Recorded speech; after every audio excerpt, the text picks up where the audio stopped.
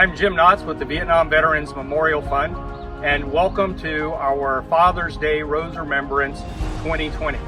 Now normally on Father's Day we would be here with roses, and we would have staff and volunteers and a lot of people coming down to lay roses in remembrance of their loved ones or their buddies, family members.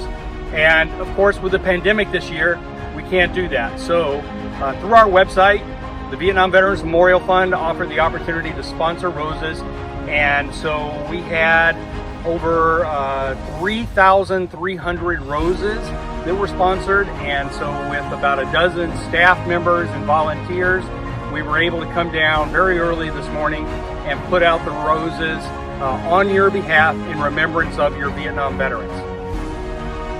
So we started about 6:30 this morning, when we had over 3,000 roses delivered in boxes and in bundles. And so one of the first things we had to do was we had to put the printed remembrances that people wanted added to the roses onto each individual rose. We had to separate them for those that could go any place, or those that were tied to a specific person and a specific location at the wall, so we could make sure we put those in their designated places.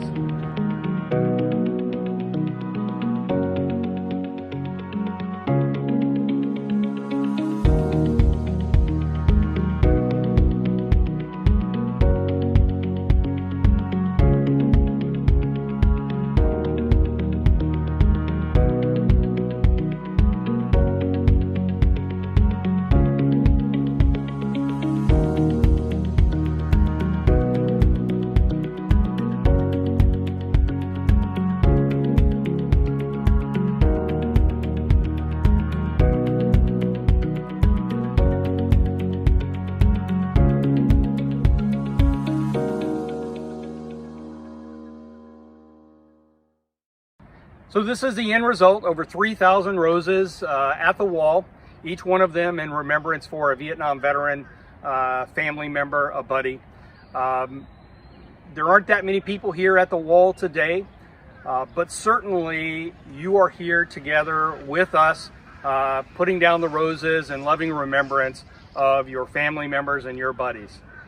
At the Vietnam Veterans Memorial Fund, we are committed to making sure that we always remember our Vietnam veterans, those who died, those who returned home, and those who returned home and later died as a result of their service.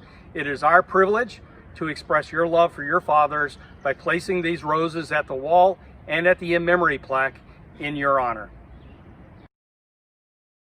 So to end our program today, we actually are going to have read 2 letters that have been left here at the wall, and we want to wish you a happy Father's Day. Hi, Dad. The last time you saw me, I was just starting to walk. I really didn't get to know you, or you to know me. Well, here it is, 22 years later, and I am married to a wonderful girl. Her name is Sue. We have been married 3 years, and next year, when we come back to the wall, like we do every year, I will be showing your name to your grandchild and say that this is your grandfather's name. He or she will know that for some reason that you were a great man. I knew little about you until one night I asked Mom about you and talked to some of your old friends to find out who you really were. All the people I have talked to said that you would have done just about anything for anybody. I think you and me are a lot alike. I became a volunteer fireman to help people any way I can. I miss you and wish you were here today, so I didn't have to come back to this black wall. But you thought it was the right thing to do by going to Vietnam. Your son, Louis Bondrowski. P.S. I love you. Dear Dad, this is my first time here. You always told me that D.C. was a beautiful place. You were right as usual. As I stand here and remember you, my heart fills with joy at the memories you left behind. I am proud of you and the sacrifice you were willing to make for us. We don't deserve it, but you gave anyway.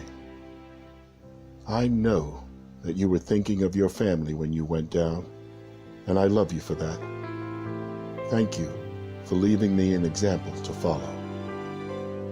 I left you a picture of your grandson, Danny. He knows nothing of you except the memories. I wish you were here to see him. Someday. Come home to us if you can. If not, I will see you another time, another place. I love you, Daddy. Charles Morgan, Jr.